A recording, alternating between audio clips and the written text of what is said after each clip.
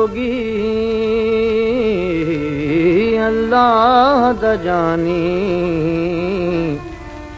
जामा कर जिस्मानी आया अल इंसान सिरी सिर सेहरा थी कर राज रबानी आया मीम दा पर्दा मुख ते सोहे नूर ज़हूर लसानी आया कर सिंगार सूरत दा सोना सूरत विच इंसानिया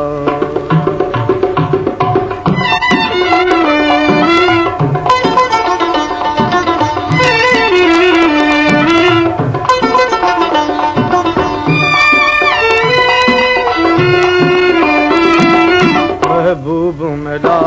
मेहमान दिया महबूब मेरा मेहमान दिया लजपाल कीती लजपाली वो यार महबूब मेरा मेहमान दिया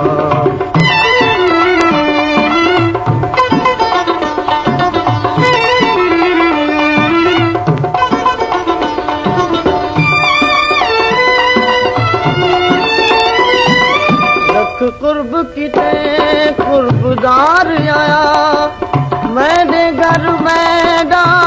यार आया दुखी दिल नू चैन करार आया तू बालिकड़ी खुशहाली वो यार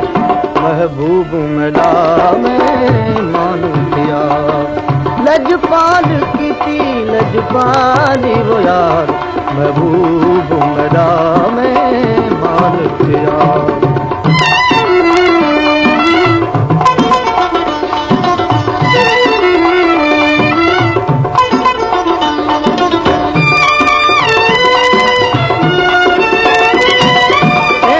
जोगी अल्लाह दा जानी इल्ला अलख जगह मुदहे इन्नमा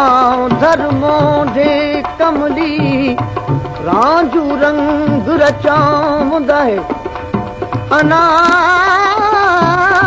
अहमद बिलामी बजली बिच वजाम दहे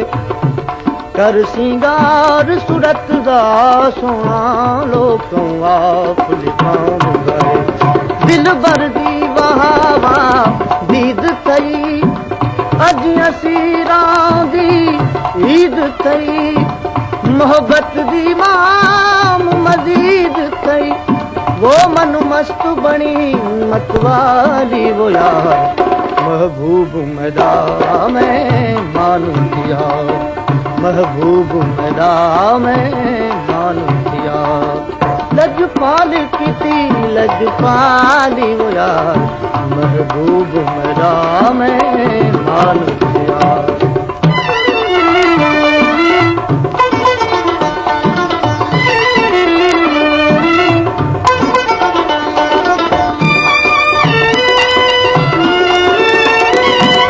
सोहबत सजना दी लख भावा लजपाल दे सै गुन गावा सदके थीवा कुर्बान जावा अज भेड़े आया वाली वो यार महबूब मेरा वो मेहमान दिया लजपाल कीती लजपाली वो यार महबूब मेरा मेहमान दिया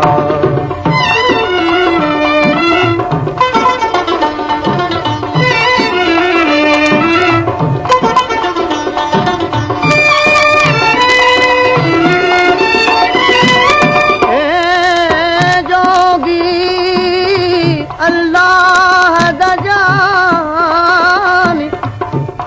तख्त हजार वानी जोड़ जुगत करके जिस्मानी जानी जोग कमायानी ताज तुहां सिर सैयद सोहे रहमत रुतबा पायानी सिर सलवात सैयद दे सेरा छा सिंगार सवायानी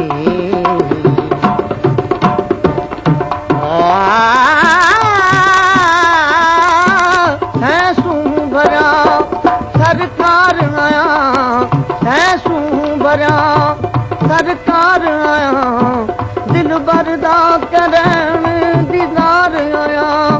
सब सेंगिया करे सिंगार आया मैं कोजड़ी कमली कारी वो यार महबूब मेरा मैं मान दिया महबूब मेरा मैं मान दिया लजपाल किती लजपाली वो यार महबूब मेरा मैं मान दिया